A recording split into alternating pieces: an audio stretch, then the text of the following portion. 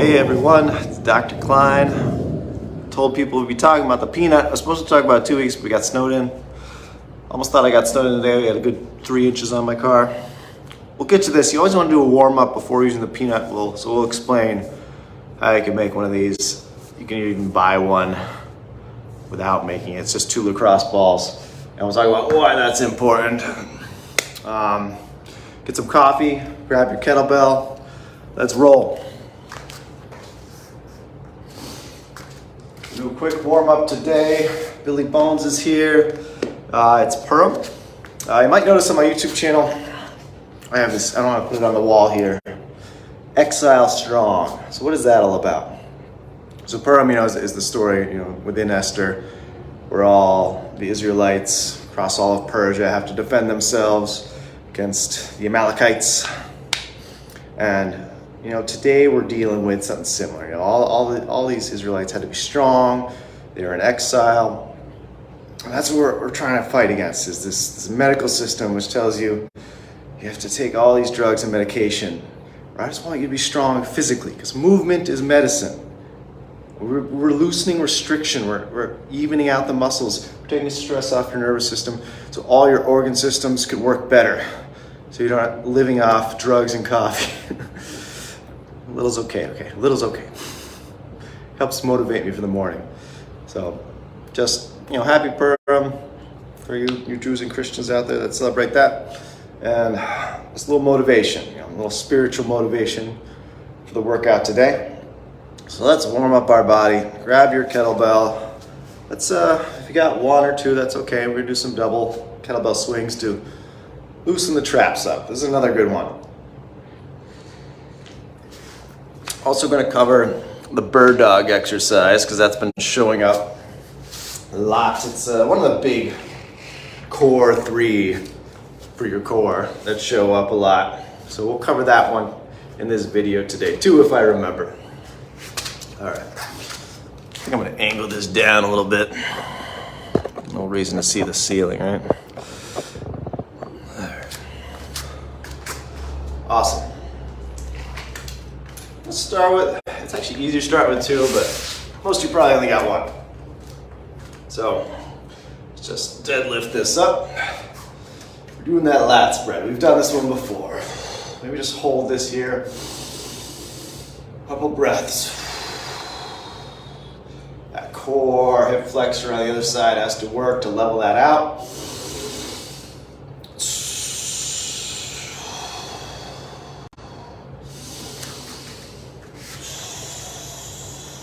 Flaring the lats. Getting your hips underneath you. Even if you got to hinge a little bit. Bring it back. Switch it to the other side.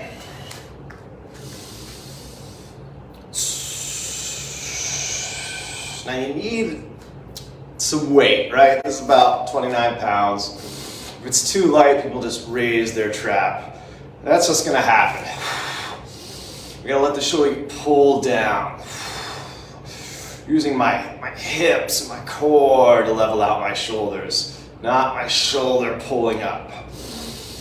That dominance, that trap dominance, that's what we're gonna talk about today. It's bad in a lot of people, it's bad in me.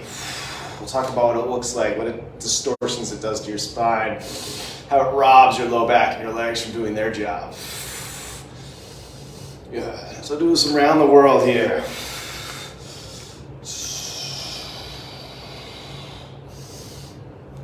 Couple, one direction.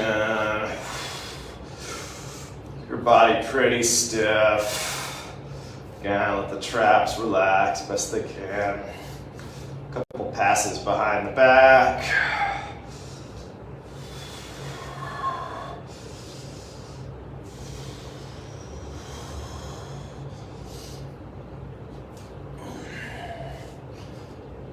Now you can do this with 1 kettlebell. Or you can do it with 2. Even if they're different weights, I just switch sides. Flare those lats again. Then moves away from my knees. My feet are about underneath my hips. Hinging like we're doing a founder or a deadlift. Not very much. Pressing up. Getting this pendulum swing going. Not really throwing it with my arms. I'm using my hips. My feet are grabbing the ground. I'm hinging the hips. I'm thrusting them forwards. Show you from the side. Hinging. Stiff spine, the neck too. Really want to lift the back of that neck, that skull. So the hips come back, the spine is stiff. Squeeze the glutes. Traps are burning. Arms are just cables here.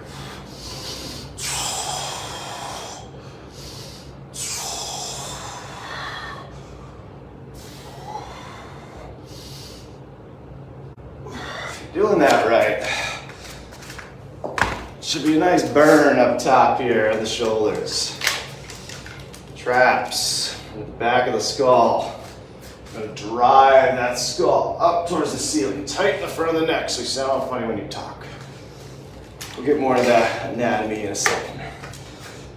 Now if you're already doing it, let's do some one-sided. Even harder.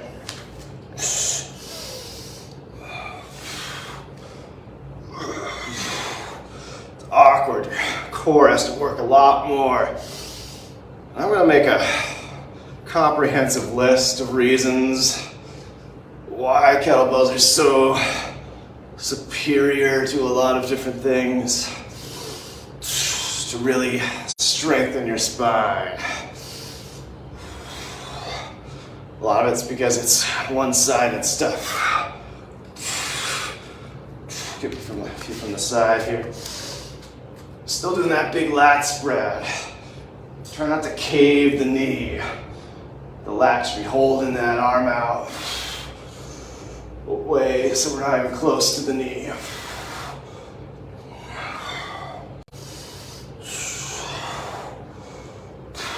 Good. I like a little bit of these too.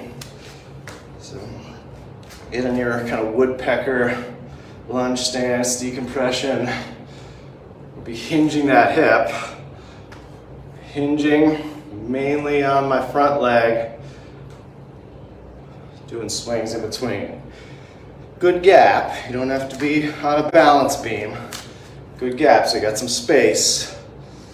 But we'll start about 50-50 weight. Try to drop about 80% of the weight in that front leg at the hinge. Squeeze the glutes. Maybe a little bit more weight in the back foot at the end of the swing. So hinging the hips, straight spine.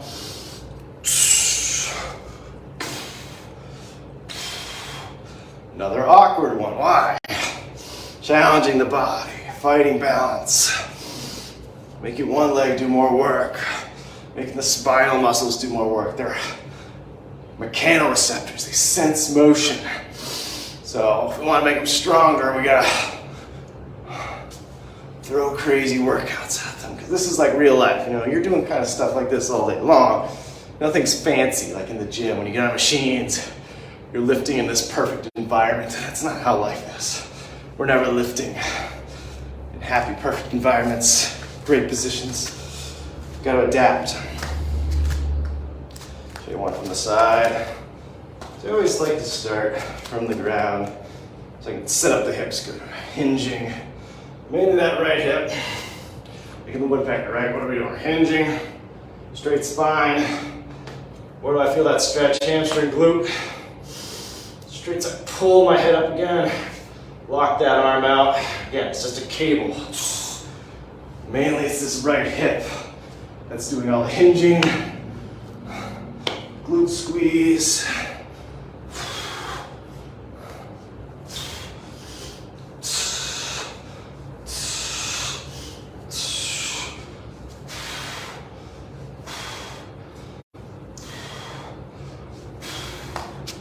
All right, so we'll do some overhead stuff now, even before we get to the peanut, so we can kind of feel the difference after we do a little mobility work.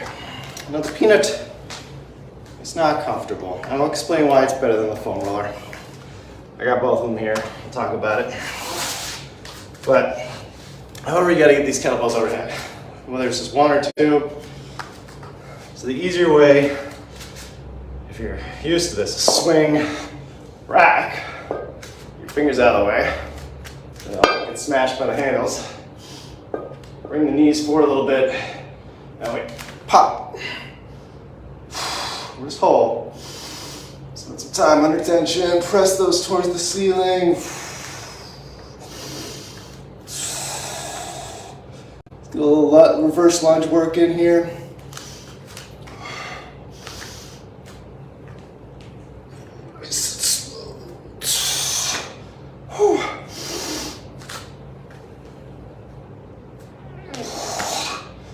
Forward lunge work.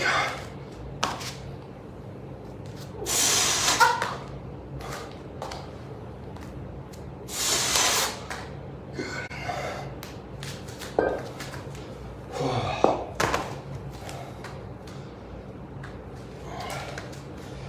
It's just a one-sided. You can also do your snatch. Snatch, if you do the swing, just like we were practicing, go straight overhead.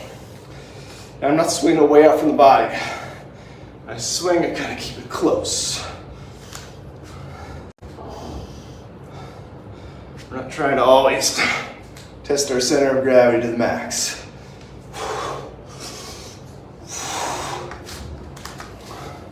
It's a great one just to loosen up the shoulder too. As we're throwing that weight overhead, it helps pull that arm, that overhead position.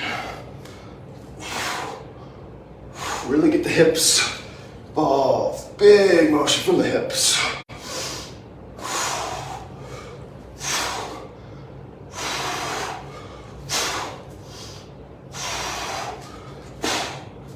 Good. Let's switch it up.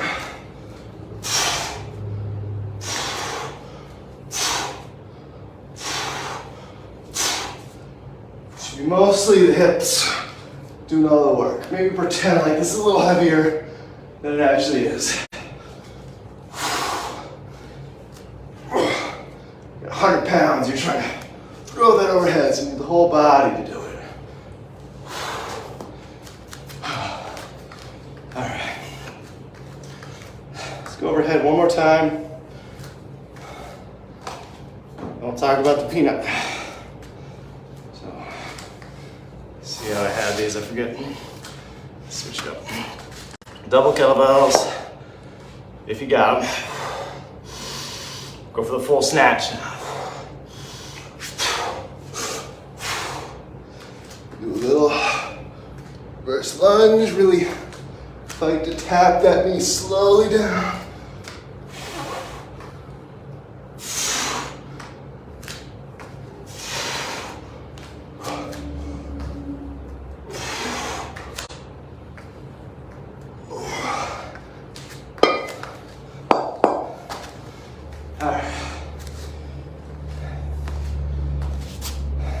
Bad day to not wear my hair tie, so you can actually see this thing.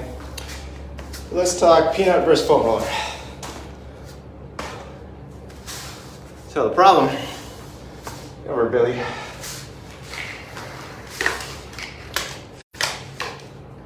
the shoulder blades are in the way.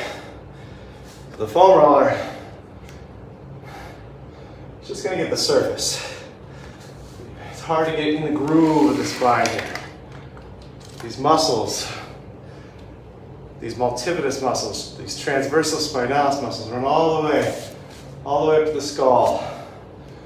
There's a deep groove of muscles there called the posterior chain. Now their job is to pull down. The trap pulls up. So the trap runs from the back of the skull too. Tops of the shoulders, does come down into the low thoracic spine.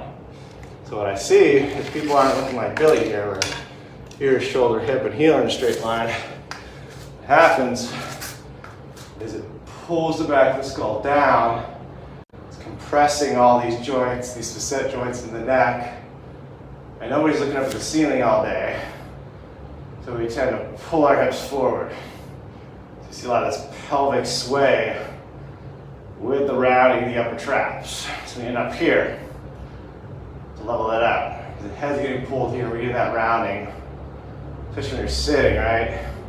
And up there, instantly playing video games, reading a book, on your phone. It's rounding. Bring your center of gravity forward. So foundation training, talking about getting the foundation underneath you, the hips underneath you, so you can press everything taller. Because yes, a lot of this, we focus too much here, not on strengthening the legs, but this tightness can rob ability of your lats, ability of your hip flexors to engage, push the ground away. So your traps end up doing the lifting, and they end up doing the breathing, which is the most repetitive thing you do all day, is breathing. So that's what's happening there.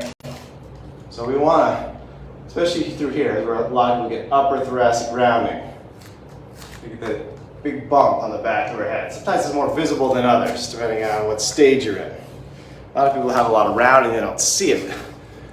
People will be like, oh, you have great posture. What's your chiropractor talking about? They're not noticing that the hips are 2 to 3 inches forward to your shoulders.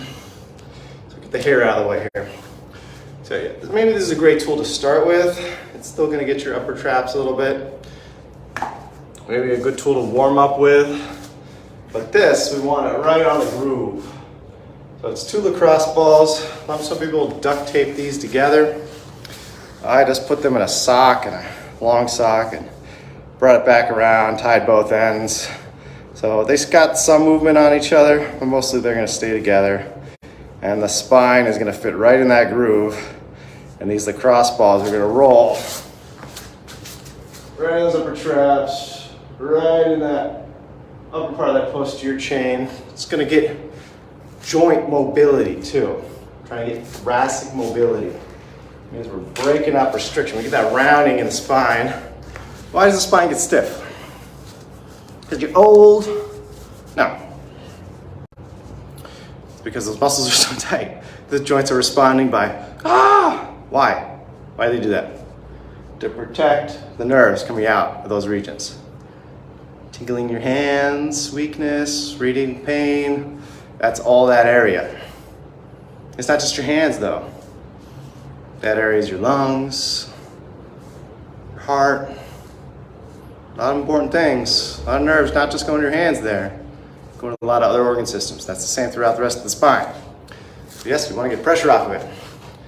So yeah, be easy on this. It's a little rough. Not sure what angle I want to go for here yet. Maybe from the side. So, use your foam roller if you don't have one of these, but maybe look for some lacrosse balls or tennis balls is probably a nicer way to do this at the start. But eventually getting up to something a little heavier. That's what I like about the sock, is it actually gives you a little bit of a cushion. So I kind of start here in the neck. Back up this bit. I'm gonna roll. And we're driving down. Like I said, the traps are pulling up. So we want to drive downwards. So base of the neck. I feel that right in the grooves. I'm gonna do a lift with the hands and a bridge, and it's immediately rolling, and my hair is getting stuck. Get the hair out of the way. Roll. Right along those grooves of the spine. And you're not going very far, just maybe bottom of the shoulder blades. And we'll set up again. And right there, base of the neck. So I can tuck the hair into the hat.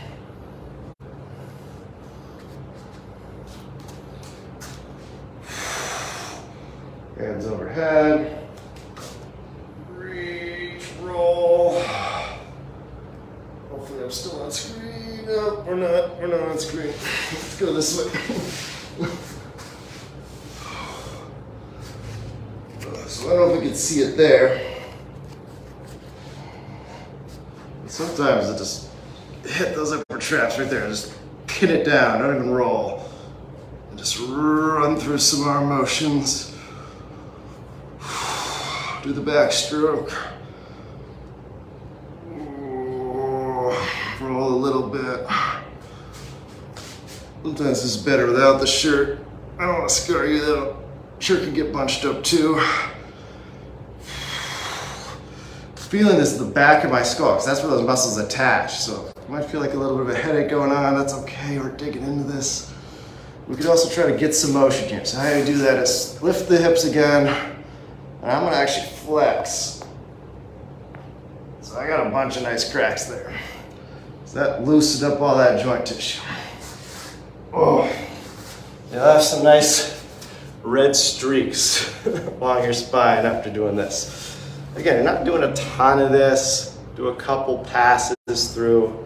Get that ball.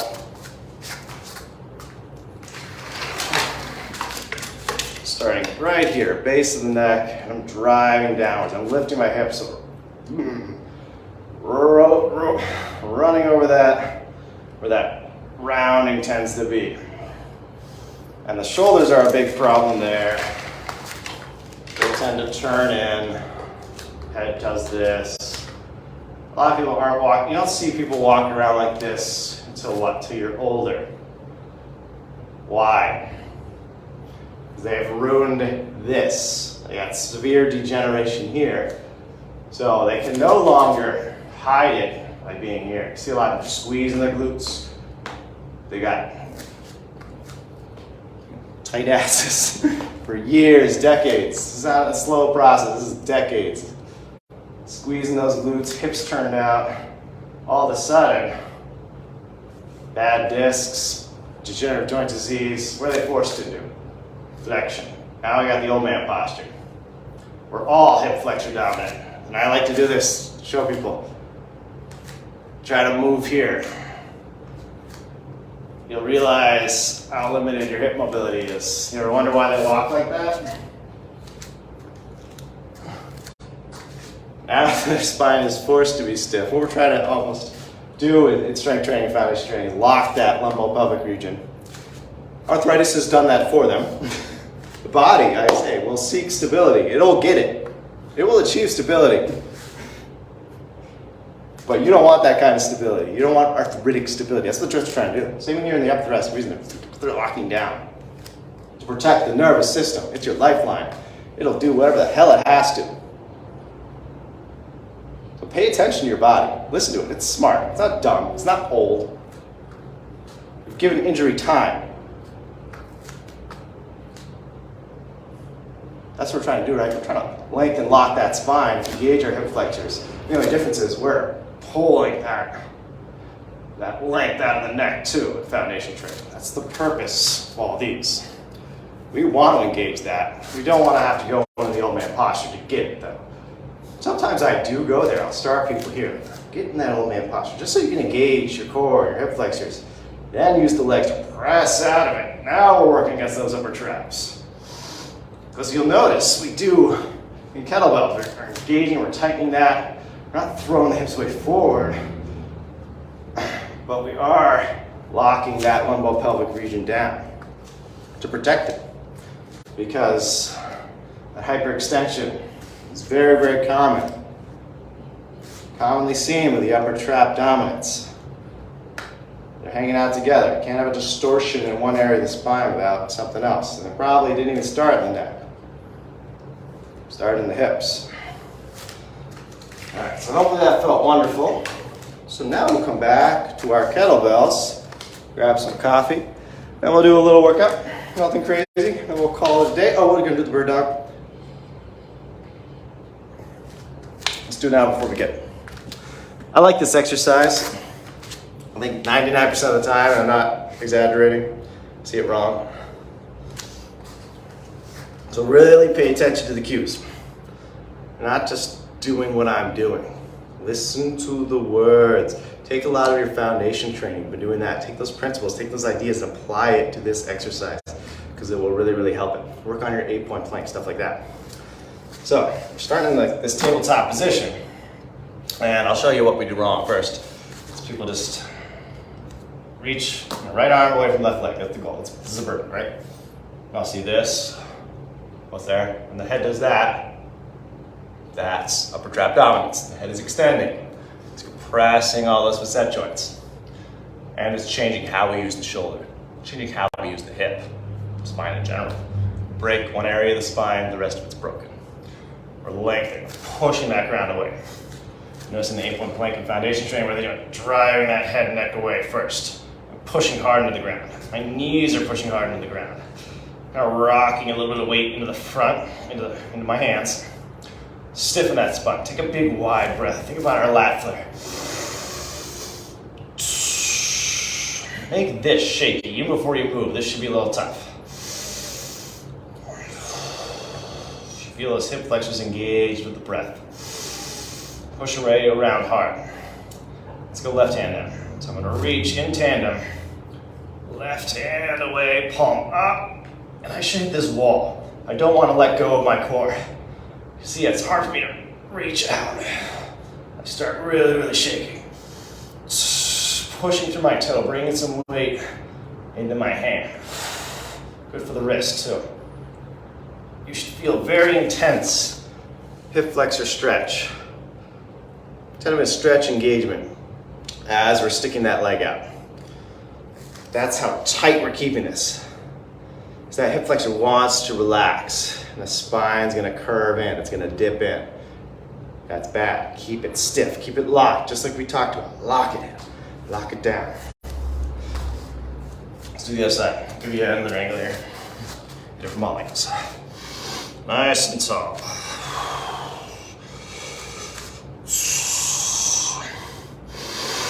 Inhale as I move. Really feeling those psoas muscles, those hip flexors working. Make one of these really, really tough.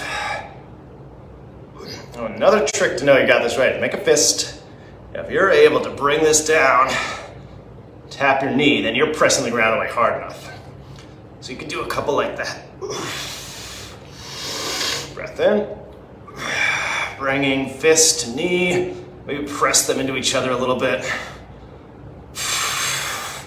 Again, that's really gonna hit the hip flexor. Let me show you from the side, this way. Nice and tall.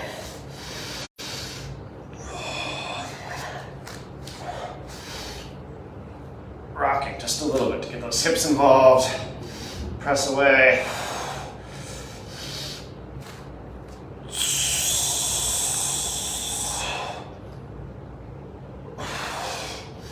Hold for a breath or two. Hold for a breath or two. So I'm turning my foot out a little bit. I'm flexing the hip, internally rotating. That kind of guides the motion where I'm gonna go. When I extend, getting that hip rotated in the socket properly.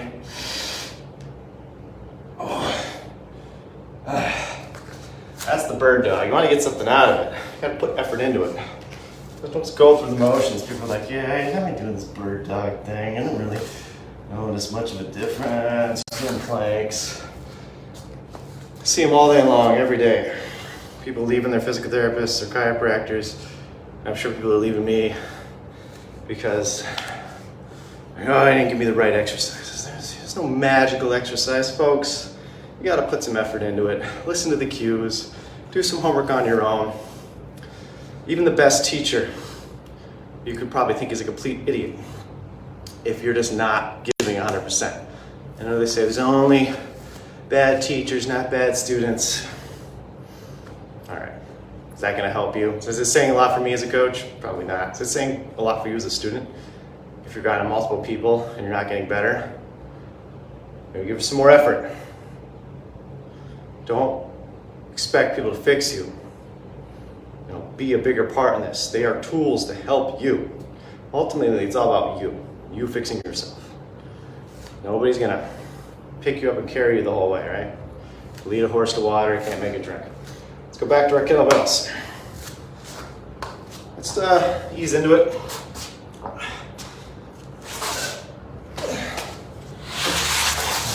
Get side. I'm like, I'll go light. No, we'll go yellow. No, we'll go heavy. 10 snatches each arm.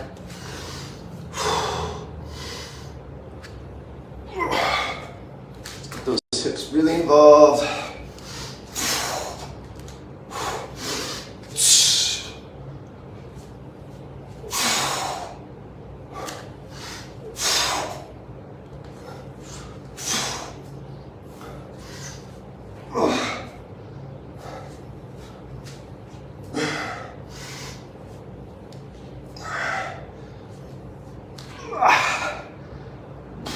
Switch it up.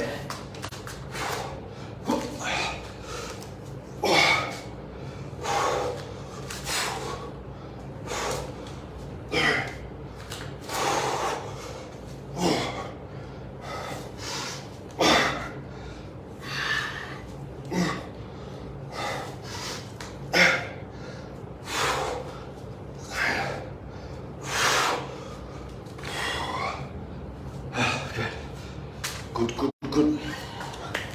Let's do 10 double snatches. Heavy weight. It's really gonna force legs to start working. A lot of us just aren't going heavy enough. Especially as we get 50 years of age, start to lose bone density. You wanna build your density back, build muscular strength, stability around the spine. Compress the body, it's going to naturally respond by decompressing. Body's smart. If you don't know what you're doing, half the time, kettlebell swings fix the problem. Better than half the time. I mean, good 80% of the time, even with bad coaching like mine. So I'll do 5 and I'll switch.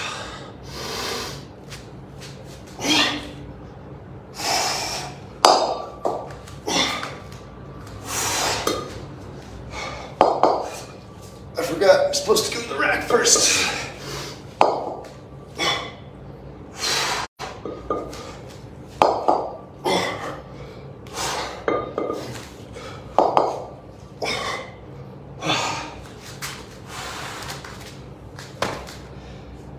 Quite a difference. It's about almost 10 pounds there. Straight from the side. Form's always sloppy when I start.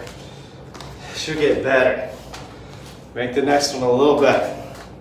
Yeah, definitely don't swing down with double bells. Never smart. Rack it. I knew right away it was wrong. More coffee needed.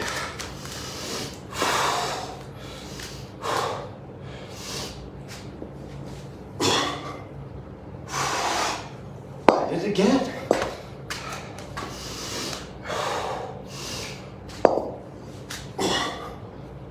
There we go.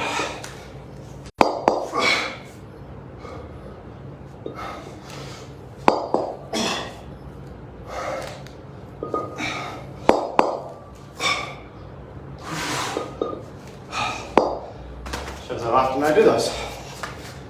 Whew. Rows. I've done a lot of different kinds so far. Get some actual water. Keep drinking coffee, but no. Rows. Hit the delts, the rear delts, the tricep. Done renegade rows. Did bent over rows. We did the deadlift rows for the snow day with Zach. Let's do all 3.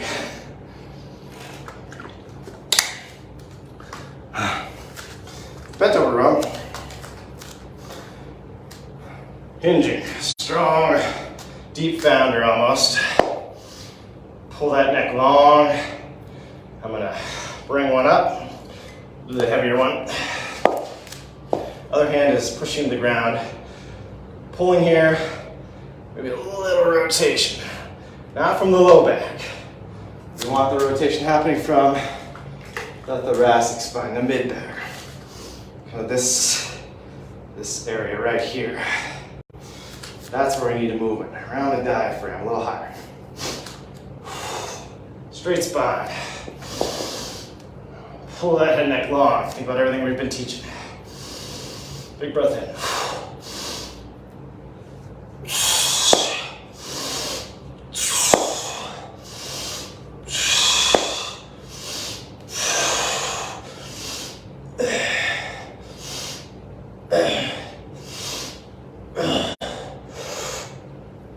Switch it up.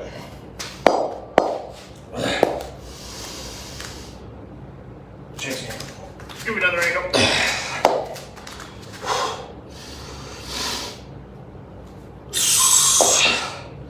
Really hinging my hips way back. Keeping the shins vertical though.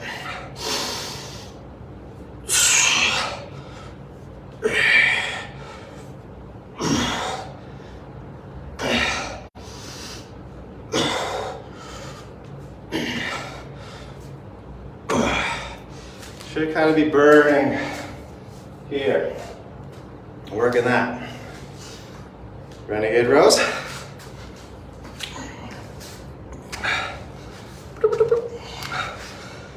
You know, a lot of people do rows on the machine, they're sitting, doing this, and the hips are coming for the hips, the shoulder blades are doing all the work. It's not, we don't try to pinch the shoulder blades here. It's not what we're going for. We want the hips very involved. So the hips are very involved in the bent over row. Your psoas is so involved with this renegade row. Planking. Do that yellow. Pushing my weight over top. Oh, we have to do it. Suspension.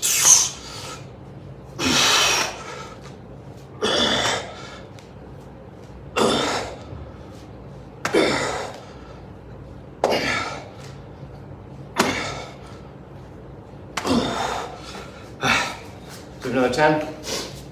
Switch it up. Get it from the side. Trying to keep my spine straight as possible. Stiff like a boy. Don't want my hips up. I want them down. Not too down. Push through those toes, get that neck long.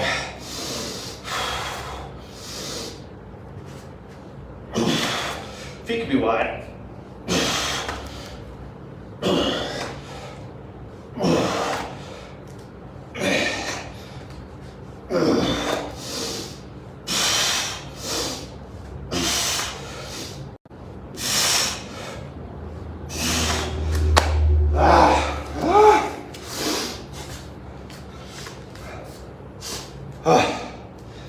So 2 great row options.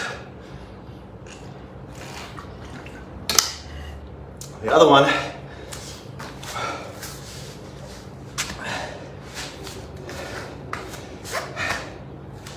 is your deadlift row. Very similar to bent over row. It's gonna change it a little bit. And then you're on the outside leg, just like the lateral swing.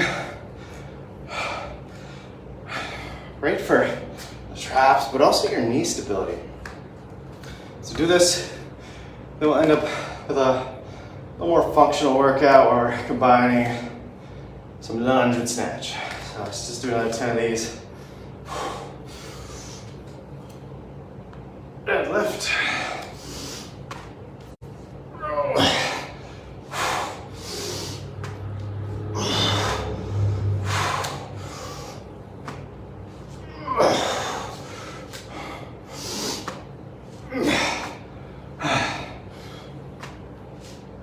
Oh, that burnt out. Some of these, you're like, that was so easy. That was so easy. Yeah, you're doing something wrong. Go heavier. Work on your form. Something's wrong.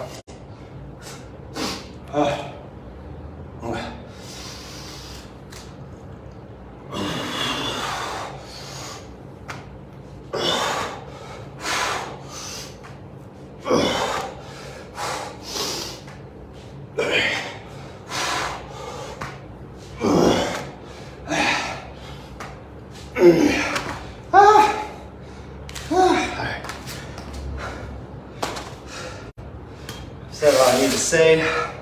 Go back to the peanut maybe another time, maybe twice, but don't overdo it.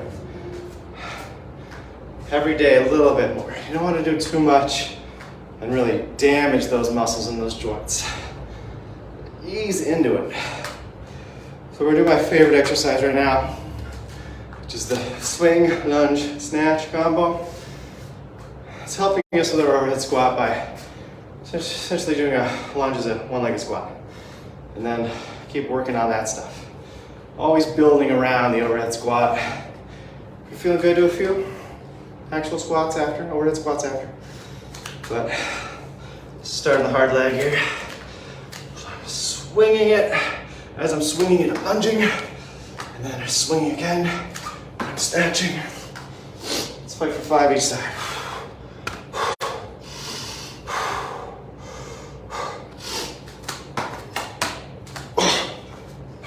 Sloppy. Still slappy.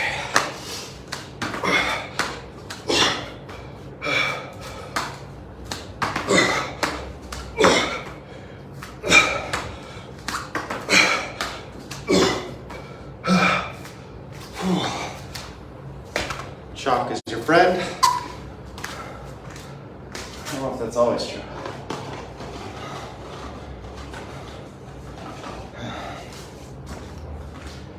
Forgive the sound of me blowing my nose.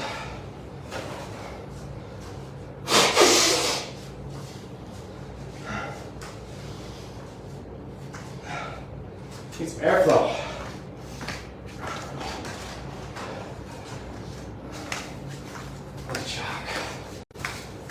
To the other side, we'll give another angle.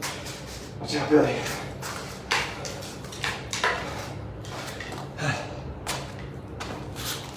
Clear your surroundings.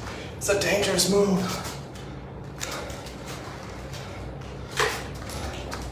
His legs should look a little bit better.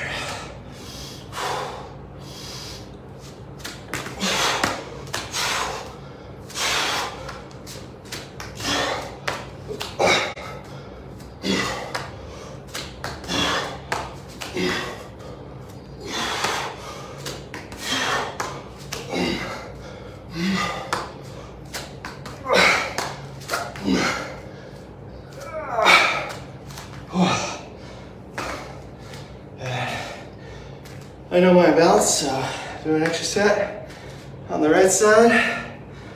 Call that a day. If you're having trouble with this, snatch it, go into a lunge, 2 5 times. You know, don't have to. This quick motion, again, it's just training that stability. Your body needs all that awareness. Tons of mechanoreception happening at the same time. But don't do it if you're gonna kill yourself. Just bring it up into snatch. Do your lunges. Alright? Don't be crazy. Don't be like me. Be better than me.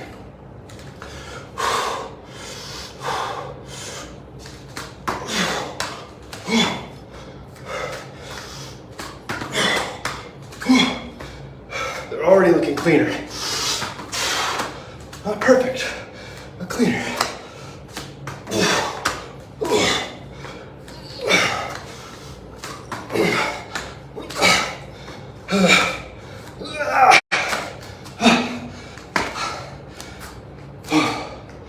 Talking to the muscles. They start working better. You're breaking up restriction. Movement becomes cleaner, easier. Should be harder, right? You get more tired. But the movement is easier. Showing you you're fixing things. That's the goal. Fix things. Alright, yeah, we said it, let's do it. Just working on our red squat. Nice wide stance. Sometimes I like to start together. Get both feet point out, squeeze the glutes. Together. I'm not going deep at all.